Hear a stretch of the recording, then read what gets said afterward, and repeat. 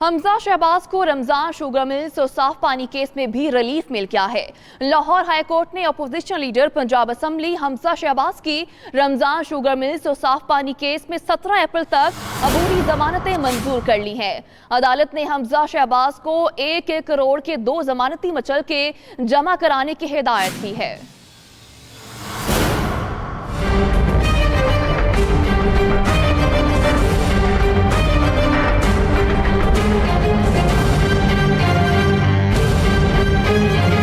حمزہ شہباز کو 17 اپریل تک مزید ریلیف مل گیا۔ لاہور ہائی کورٹ کے جج جسٹس ملک شہزاد احمد خان کی سربراہی میں 2 رکنی بینچ نے رمضان شوگر ملز اور صاف پانی کمپنی سکینڈل پر سماعت کرتے ہوئے نیب کو 17 اپریل تک اپوزیشن لیڈر پنجاب اسمبلی کو گرفتار نہ کرنے کا حکم دے دیا۔ دوران سماعت معزز جج کی جانب سے غیر متعلقہ وکلاء کی عدالت میں موجودگی پر برہمی کا اظہار کرتے ہوئے ریمارکس دیے گئے کہ گزشتہ سماعت پر بھی پابند بنایا تھا کہ عدالتی آداب کا خیال رکھا جائے۔ سیاسی کارکن عدالت میں سیلفیاں بناتے ہیں، انہیں کس نے دیکھنا ہے؟ جس پر حمزہ شہباز کا کہنا تھا کہ نہیں جانتا کہ میڈیا کو کیسے پتا چلا، مگر آئندہ اس بارے میں محتاط رہیں گے۔